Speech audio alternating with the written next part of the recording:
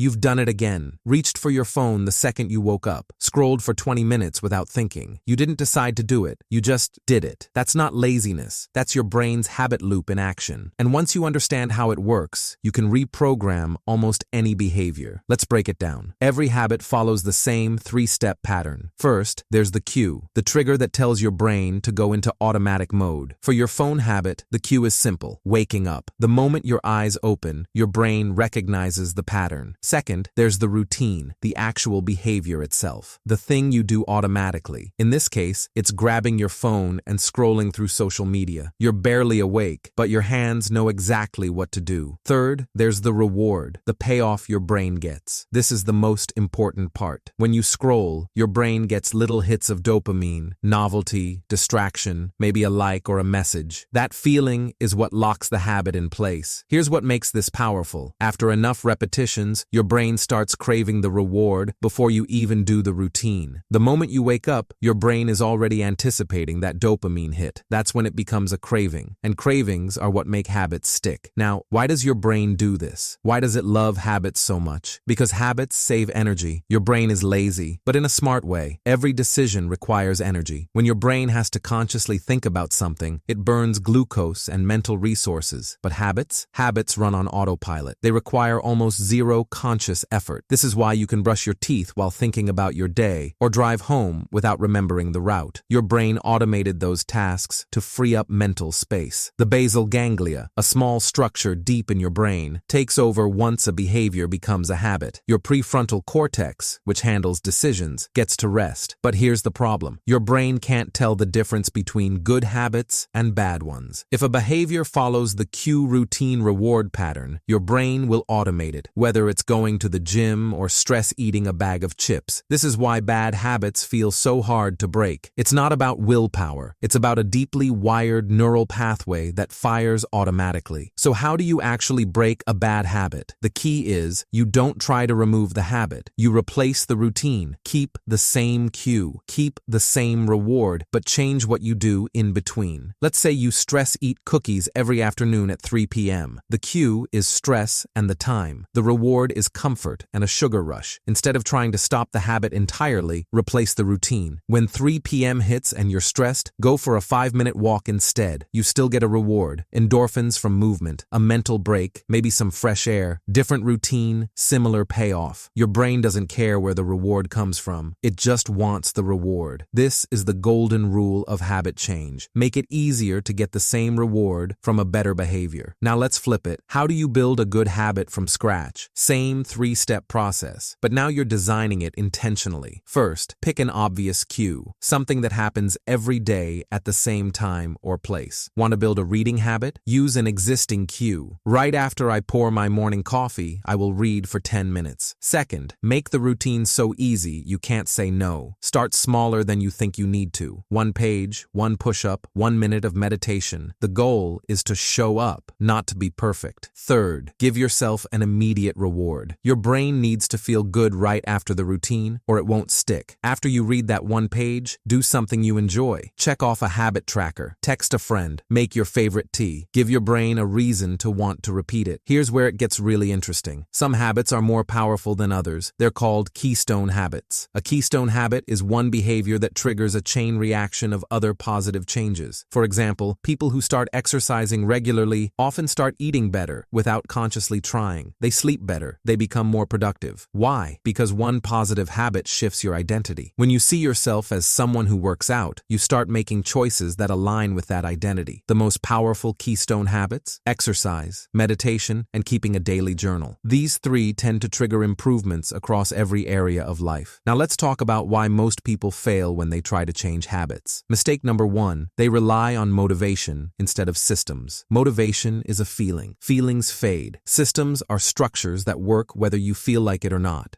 Mistake number 2, they start too big, too fast. They want to meditate for an hour when they've never meditated before. They want to run 5 miles when they haven't run in years. Your brain sees that as a threat, not a reward, so it resists. Start so small it feels ridiculously easy. That's how you slip past your brain's resistance. Mistake number 3, they focus on outcomes instead of identity. If your goal is, I want to lose 20 pounds, you're fighting against your current identity. But if your goal is, I want to become the type of person who doesn't miss workouts, you're building a new identity. Every action you take is a vote for the type of person you want to become. One more thing most people overlook. Your environment is stronger than your willpower. If you want to read more, put a book on your pillow. If you want to drink more water, put a full bottle on your desk. If you want to stop scrolling your phone at night, charge it in another room. Your environment should make good habits easy and bad habits hard. Design your space, and your space will design your behavior. Let's bring this all together. The real transformation happens when habits change your identity. You don't wake up one day as a new person. You become that person through small, repeated actions. Every time you go to the gym, you're not just exercising. You're proving to yourself that you're the kind of person who shows up. Every time you choose the salad, you're not just eating healthy. You're reinforcing the belief that you're someone who makes healthy choices. The goal isn't to read more books. The goal is to become a reader. The goal isn't to run a marathon. The goal is to become a runner. Once your habits align with your identity, you don't need willpower anymore. You're just being yourself. So here's the bottom line. Habits aren't about discipline. They're about design. Design the cue. Design the routine. Design the reward. Design your environment. Design your identity. You don't need more motivation. You need better systems. Start small. Stack habits. Replace, don't remove. Focus on identity, not outcomes. And remember, every action is a vote for the person you're becoming. If this changed how you think about habits, hit that subscribe button and turn on notifications. LifeMind Gym is where we break down the psychology behind the behaviors you live with every day. Drop a comment and tell me, what's one habit you want to build or break? And if you know someone struggling with habits, share this with them. Let's build better systems together.